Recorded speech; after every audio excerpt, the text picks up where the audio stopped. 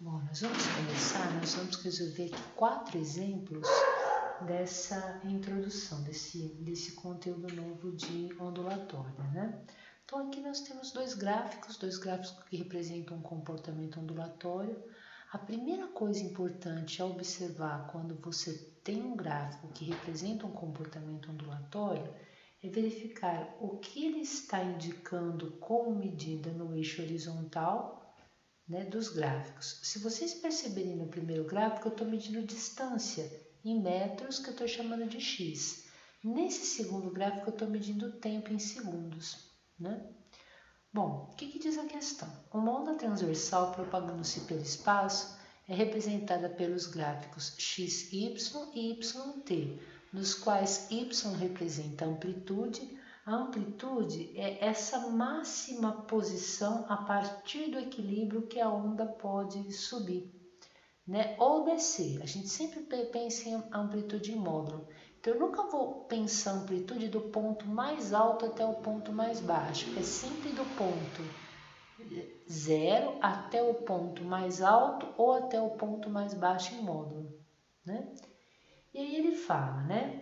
Y representa a amplitude, x a posição e t o tempo. Então, na horizontal eu estou vendo a posição de cada ponto da onda e aqui o tempo com que esse ponto da onda está oscilando.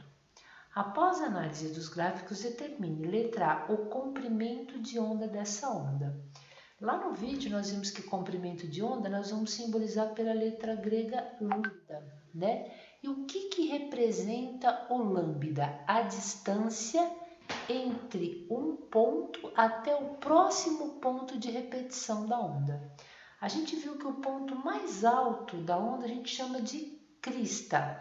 Então, da primeira crista até a crista sucessiva, né? Essa distância é a distância que a onda percorre para começar a se repetir. Então, ela era uma crista, virou um vale e ela volta para uma crista. A partir daqui ela começa o mesmo movimento.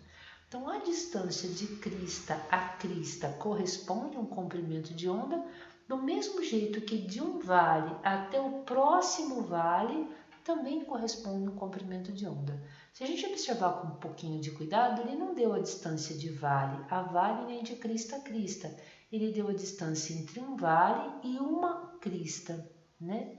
Então, como é que a gente pode determinar quanto vale o lambda? A gente vai dividir essas regiões em porções iguais de 30 aqui, né? Essas regiões aí de 30 metros. Então, eu sei que de um vale até a próxima crista eu tenho uma distância, que é a mesma entre essa crista e o próximo vale, que é a mesma entre esse vale e a próxima crista. Então, olha que interessante, ó. Esses 30 metros eles estão divididos em 3 pedaços iguais, ou seja, cada distância entre esse intervalo é uma distância de 10 metros. E aí fica extremamente simples a gente descobrir quanto vale o comprimento de onda, porque a gente pode medir de crista até a crista sucessiva ou do vale até o vale sucessivo. Então, dessa crista até a crista sucessiva, eu tenho 10 mais 10, eu tenho 20 metros. Do mesmo jeito que desse vale até o próximo vale, eu tenho 10 mais 10, eu tenho 20 metros. Então, o comprimento de onda é essa distância de repetição da onda, ou de crista a crista, ou de vale a vale, né? Na sequência, ele pede o período. O período é o tempo que a onda leva para se repetir. E a gente representa pela letra T maiúscula, para não representar um tempo qualquer. Então, é o tempo de repetição do nosso movimento. Bom, para a gente medir período, então, eu tenho que olhar o segundo gráfico, porque é aqui que eu tenho as medidas de tempo, né? Se vocês observarem, esse tempo para ela ir desse vale até essa crista deu 5 segundos. Mas esse não é o tempo de repetição, né? O tempo de repetição seria para ir desse vale até o próximo vale, né? Como é uma onda harmônica, se passou um tempo de 5 segundos desse vale até a crista, dessa crista até o próximo vale eu vou ter mais 5 segundos, ou seja, de vale a vale eu vou ter 5 mais 5, eu vou ter um tempo total de 10 segundos. E isso nós chamamos de período, tá bom? Agora ele pede na sequência a frequência. É muito importante que a gente lembre da relação que frequência é o inverso do período ou o período é o inverso da frequência. O que é frequência? É o número de oscilações na unidade de tempo. Como o período é igual a 10 segundos, como é que nós podemos encontrar a frequência nesse caso, né? Então, na letra B, nós acabamos de encontrar que o tempo de repetição da onda é 10 segundos, ou seja, ele repete, ele completa um ciclo a cada 10 segundos. E o que é a frequência, né? A frequência eu quero saber quantas vezes ela consegue oscilar na unidade de tempo. Por isso é que a frequência é o inverso do período. Se o período é 10, a frequência é 1 sobre 10, né? 1 sobre 10 o quê, né? É 1 sobre 10, olha, o segundo está no denominador, né? Eu poderia até escrever 1 dividido por 10 é 0,1. Esse segundo, a primeira, passa para o numerador como sendo segundo a menos 1. Mais segundo a menos 1, nós chamamos de Hz, que é o símbolo de Hertz. Pode até ser chamado de rotação por segundo. Então, a frequência desse movimento é uma frequência igual a 0,1 Hz, 0,1 Hz, né? E o último item que é pedido para a gente é a velocidade de propagação dessa onda. Como a gente está trabalhando com ondas harmônicas, né, ondas que mantêm o mesmo padrão de movimento, não é uma onda que anda mais ou menos naquela unidade de tempo, a gente pode pensar que esse movimento ondulatório, ele é um movimento em que a velocidade da onda é constante, ou seja, eu posso pensar que a velocidade de propagação dessa onda é a variação de espaço sobre variação de tempo, né? Agora, se eu pensar no tempo de repetição, que eu chamo o período, então esse intervalo de tempo é o tempo para ir de vale a vale, a distância de vale a vale eu vou chamar de comprimento de onda, que é lambda, né? Uma outra forma de eu pensar essa equação, a gente sabe então que velocidade é lambda sobre período, mas posso reescrever como sendo lambda vezes o inverso do período, desculpa, 1 sobre t, né? E 1 sobre t nada mais é do que a frequência. Então é muito comum, quando a gente trabalha com ondas, relacionar a velocidade de propagação da onda com o comprimento de onda, que é essa distância de crista a crista ou vale a vale, e a frequência, que é quantas rotações a onda completa na unidade de tempo, quantas rotações ela tem em 1 segundo. Como a gente viu no item A, que o comprimento de onda dela, o lambda, era igual a 20 metros, e a gente acabou de ver que a frequência é 0,1 Hz, a gente encontra a velocidade. Então, o lambda aqui é 20 metros, e a frequência é 0,1 Hz. Hertz nada mais é do que 1 sobre segundo, né? 20 vezes 0,1, isso aqui dá 2 o quê? Metros por segundo. Essa é a velocidade de oscilação dessa onda que está sendo representada pelos dois gráficos, tá bom? Bom, a segunda questão é um teste, né? Para a gente entender alguns fenômenos ondulatórios. Em viagens de avião, é solicitado aos passageiros o desligamento de todos os aparelhos cujo funcionamento envolva a emissão ou a recepção de ondas eletromagnéticas. Só reforçando, ondas eletromagnéticas não necessitam de meio material para se propagar. O exemplo de uma onda eletromagnética é a luz, né? A radiação infravermelha, ultravioleta, né? Então, se houver meio material, a onda eletromagnética pode se propagar, mas se não houver, ela também consegue se propagar no vácuo, né? O procedimento é utilizado para eliminar fontes de radiação que possam interferir nas comunicações via rádio dos pilotos com a torre de controle. A propriedade das ondas emitidas que justifica o procedimento adotado é o fato de elas terem fases opostas? Não. Elas terem fases opostas não vai causar interferência entre as ondas que estão sendo recebidas na torre de controle. Se elas forem audíveis, também não. Ondas audíveis são ondas sonoras, não vão interferir com ondas eletromagnéticas. Terem intensidades inversas, também não. Serem de mesma amplitude. É muito interessante a gente entender que a amplitude de uma onda, né, vou retomar aqui, a amplitude, essa distância do ponto de equilíbrio até o ponto mais alto, está ligada se a onda é uma onda de intensidade forte ou intensidade fraca. Então, um exemplo, se você sussurrar, então a onda sonora que você está emitindo é uma onda de amplitude baixa, né? Agora, se você gritar, a amplitude da sua onda é maior, mas isso não causa interferência no aparelho, sendo uma onda forte ou uma onda fraca. Mas a frequência sim. É a partir das diferentes frequências que as antenas captam as ondas, né? E nesse caso, se você tiver com o aparelho próximo da frequência que a torre de controle está recebendo, está emitindo, ela vai receber a tua onda, porque a frequência marca registrada dessa onda, e pode pensar que é um outro aparelho que está tentando pousar. Então, a alternativa correta é a alternativa E, tá bom? Essa alternativa 3, ela vai falar de um fenômeno muito importante, essa questão 3, que é o fenômeno da refração de onda. Quando vocês estiverem lá no questionário, vocês vão perceber que eu vou pedir questões que envolvam refração. Então, antes de resolver a questão 3, eu vou aqui fazer uma breve revisãozinha do que é refração, né? A reflexão é quando a onda bate e volta para o mesmo meio de propagação. Então, se eu tiver, por exemplo, um espelho plano, né? Eu tenho um raio de luz que vem do ar, bate no espelho plano, esse é o raio incidente, né? No ponto onde ele bateu, eu traço uma reta que forma 90 graus com a superfície do espelho. Essa reta que forma 90 graus eu chamo de normal. E eu tenho o ângulo de incidência. O que é o ângulo de incidência? É o ângulo entre o raio incidente e a reta normal. Pelo fato do raio de luz estar se propagando no ar, bater no espelho e voltar para o ar, ele volta com a mesma velocidade. E a gente observa que pelo ângulo. Então, toda a reflexão de ondas, o que a gente sabe?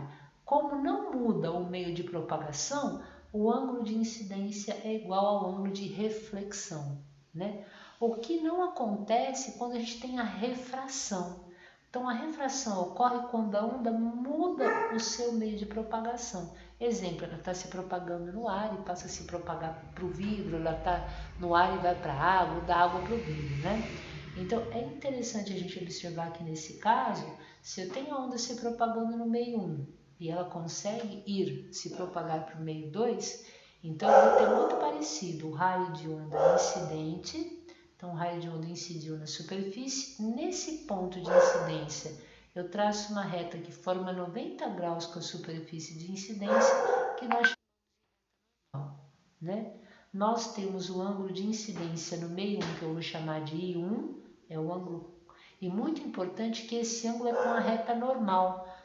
Não é o ângulo entre a superfície que separa os meios e a reta que representa o ângulo de incidência, né? E aí, se a onda, ao passar para o meio 2, ela andar mais rápida, eu vou ver que o ângulo com a normal aumenta. Então, ao invés desse raio manter a mesma direção e sentido, se ele andar mais rápido no meio 2, o ângulo com a normal vai aumentar. E se ele andar mais devagar, o ângulo com a normal vai diminuir. Então, é a partir dessa inclinação, desse ângulo que o raio que passa para a superfície 2 forma com a normal, é que a gente consegue inferir se a velocidade aumenta ou diminui. Nesse caso, eu vou imaginar um ângulo com a normal maior do que o ângulo de incidência. Então, esse é o raio refratado. Ó. Esse ângulo que eu tinha inicialmente no meio 1, no meio 2 com a normal aumentou, e aí tem uma relação entre esses ângulos e as velocidades de propagação no meio 1 e no meio 2, né? O que a gente sabe? Seno do ângulo I1, seno do ângulo de incidência, sobre o seno do ângulo de refração, seno do ângulo I2, é igual à velocidade de propagação da onda no meio 1 sobre a velocidade de propagação da onda no meio 2. São diretamente proporcionais. Então, os ângulos, ou melhor, os senos dos ângulos são diretamente proporcionais à velocidade com que a onda caminha naquele meio. Como a gente acabou de ver no exercício número 1, quem é a velocidade com que a onda caminha no meio 1? Eu posso falar que isso é lambda 1 vezes F1, Quem que é a velocidade no meio 2? É lambda 2 vezes F2. E aqui entra uma propriedade muito importante, né? A frequência depende da fonte, não do meio de propagação. Se você, por exemplo, emitir um laser de cor vermelha, né, no ar, e ele for para a água, ele continua de cor vermelha. E a cor dessa luz depende da frequência. Ou seja, a frequência não depende do meio de propagação. Se eu tenho uma onda no meio 1 que tem uma frequência F1, no meio 2 ela vai ter a mesma frequência. Não há alteração de frequência quando a onda muda de meio. Então, é muito importante nesse caso a gente frisar que a frequência no meio 1 é igual à frequência no meio 2. E se F1 é igual a F2, F1 dividido por F2 é igual a 1. E aí a gente tem uma relação sempre que houver refração de onda, né? Então, seno do ângulo de incidência no meio 1, seno de 1, está para seno de 2, que é o ângulo quando a onda passa para o meio 2, é igual a velocidade de propagação no meio 1 sobre a velocidade de propagação no meio 2, que é igual ao comprimento de onda no meio 1 sobre o comprimento de onda no meio 2. Essa é a equação que relaciona os ângulos com as velocidades e com os comprimentos de onda. Tá? Bom, vamos dar uma olhadinha agora na nossa questão, que é a questão número 3, né? Vamos analisar ela com um pouquinho de cuidado. Ó. Um vibrador produz ondas planas na superfície de um líquido com frequência de 10 Hz e comprimento de onda 28 centímetros. Ao passarem do meio 1 para o meio 2, como mostra a figura, foi verificada uma mudança na direção de propagação das ondas. Então a onda foi produzida no meio 1. No meio 1, a frequência da onda era uma frequência de 10 Hz e o comprimento dela no meio 1, que eu vou chamar de lambda 1, era igual a 28 centímetros. Só que essa onda ela atravessou e foi para o meio, que é o meio número 2. E aí ele coloca as questões, dados, seno de 30 é igual a cosseno de 60, que é 0,5. Esse seno de 30 é igual a cosseno de 60 porque eles são ângulos complementares. O que são ângulos complementares? São ângulos em que a soma é igual a 90 graus. Do mesmo jeito que seno de 60 é igual a cosseno de 30, que é igual a raiz de 3 sobre 2. E aqui ele coloca que seno de 45 é igual a cosseno de 45, que é raiz de 2 sobre 2. Considere que raiz de 2 é igual a 1,4 e determine, no meio 2, os valores da frequência e do comprimento de onda. Então, ele quer a frequência da onda no meio 2 e o comprimento de onda da onda no meio 2. Tranquilo? Bom, a gente acabou de falar que quando uma onda muda de meio, a frequência dela não se altera, porque a frequência está ligada com a fonte que produziu a onda. Então, a frequência no meio 1 é a mesma frequência no meio 2. Se no meio 1 a nossa frequência é uma frequência de 10 Hz, lógico que no meio 2 a gente vai ter a mesma frequência. Então, a frequência de onda no meio 2 é uma frequência de 10 Hz. E ele quer o comprimento de onda da onda no meio 2, né? O que a gente sabe é que os ângulos que estão sendo mostrados aqui são os ângulos não entre os raios, mas entre a superfície de onda. O raio de onda, quando a gente desenha, ele tem que indicar a direção e o sentido da onda. Então, esse é o raio da onda, né? É muito importante a gente perceber, esse é um desenho que eu vou fazer na sequência, né? As superfícies de onda, elas formam 90 graus com os raios de onda. Então, essa figura que eles nos apresentam aqui, ele está dando as superfícies de onda e não os raios de onda. Então, se eu tivesse que desenhar um raio de onda aqui, o raio de onda formaria 90 graus com as superfícies de onda. Então, aqui eu teria o raio incidente. Nesse ponto aqui, eu traçaria a reta perpendicular, que nós chamamos de normal. E aí, formando 90 graus com essas superfícies que vão para o meio 2, nós teríamos o raio, olha eu colocando a seta indicando o sentido, né? Eu teria o raio de onda refletido. Qual que é a questão? Nós queremos saber quem é esse ângulo de incidência, que eu vou chamar de I1, e quem é o ângulo nesse meio aqui de refração, que eu vou chamar de I2, né? Bom, como a gente pode imaginar isso, né? A gente sabe que entre uma superfície e um raio eu tenho 90 graus. Então, entre essa reta, vou desenhar de vermelhinho para vocês enxergarem melhor, né? Entre essa reta que representa a superfície de onda, né? E esse raio eu sempre vou ter 90 graus, né?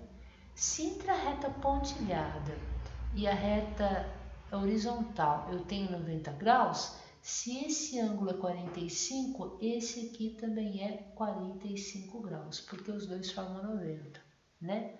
Se agora eu olhar entre a reta vermelha e essa superfície, eu sei que tudo isso aqui é 90 graus. Se essa parte vermelhinha é 45, então a parte onde está o I1 também é 45 graus. Então o ângulo de incidência no meio 1 é 45 graus, né? Quando a gente olha agora a segunda figura, o que a gente sabe, né? Vamos olhar com bastante cuidado, ó. Vou colocar azul, né? A superfície que separa os dois meios. A superfície azul que separa o meio 1 do meio 2, olha que interessante, né? Ela vai formar 90 graus com a reta normal, que eu vou desenhar de azul também, ó. Então, entre essa reta e a normal eu tenho 90 graus. Se essa parte é 30, então até chegar na reta azul eu vou ter 60, porque os dois têm que formar aquilo que nós falamos que é 90 graus. E aí a gente fala, poxa vida, se essa partezinha aqui é 60, né? Essa que eu estou pintando de azul, quanto vale essa, né? A gente sabe de novo, ó, que entre essa superfície de onda e esse raio eu tenho que ter 90 graus. Se essa parte toda é 60, é porque I2 é igual a 30, né?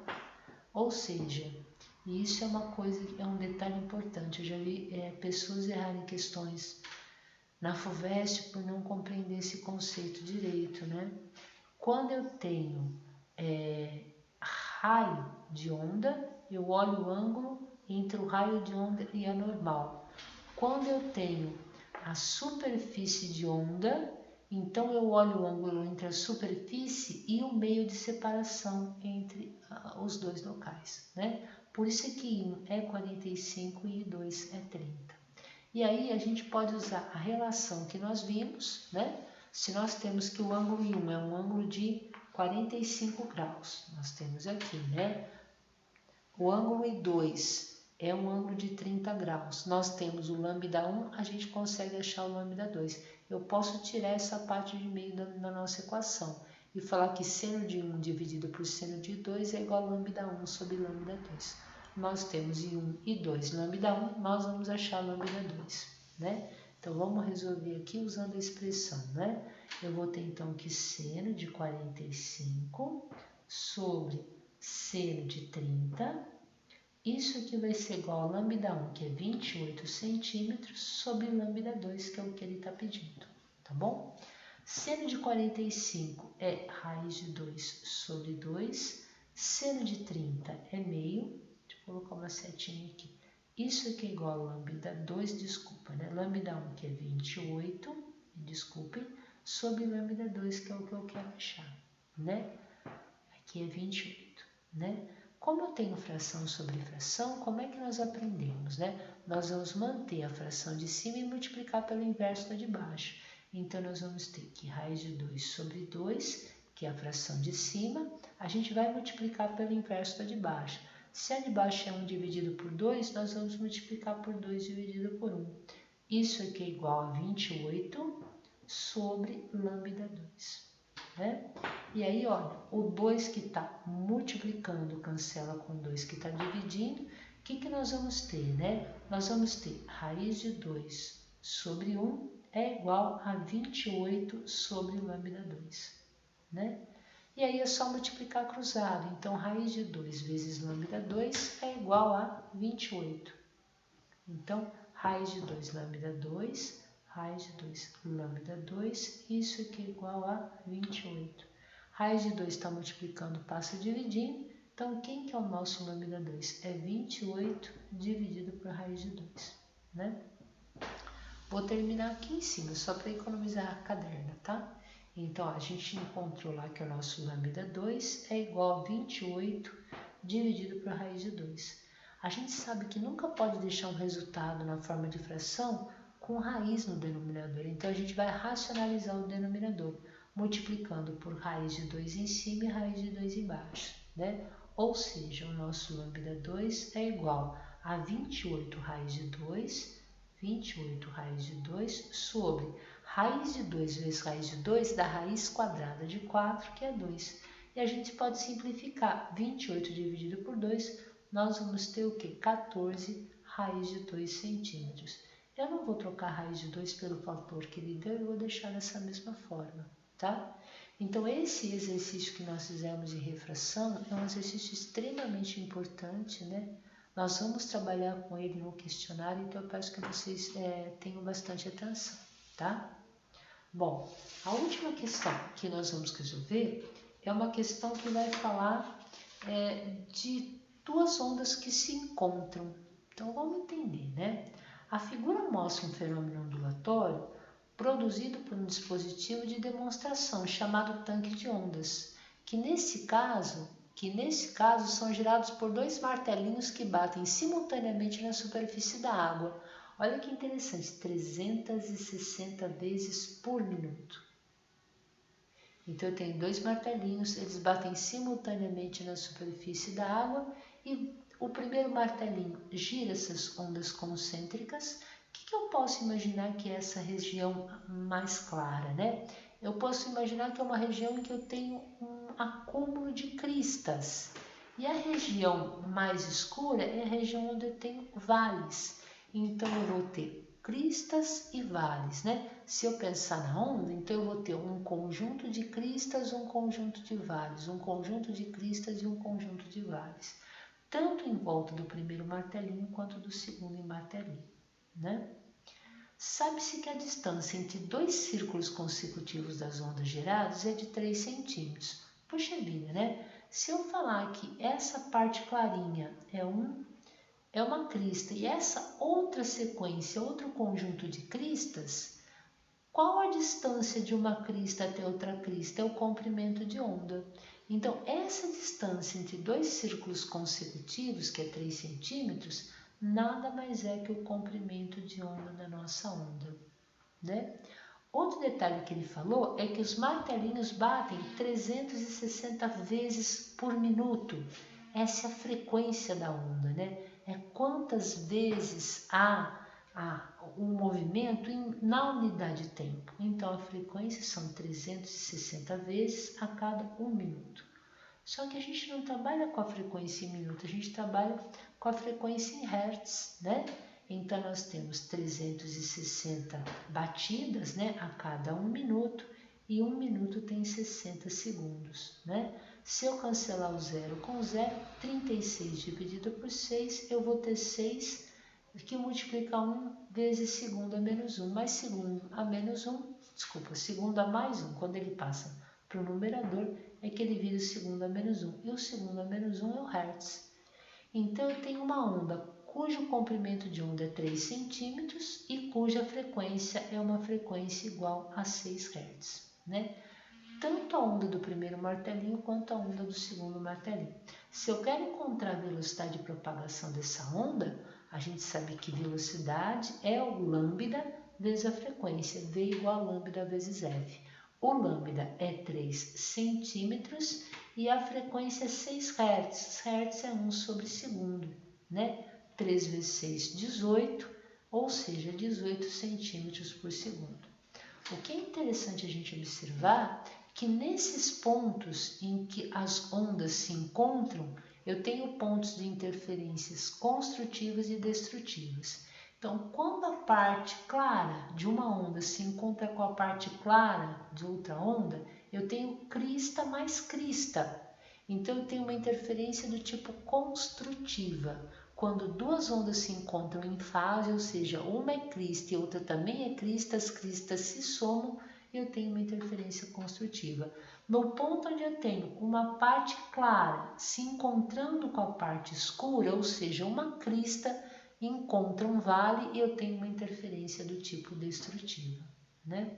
Então vamos escolher a alternativa, né? Ele fala que tá havendo a interferência entre duas ondas ou a difração. A difração é quando uma onda consegue transpor um obstáculo. Não é o caso, a onda não está transpondo nenhum obstáculo, elas estão se encontrando, elas estão interferindo, né?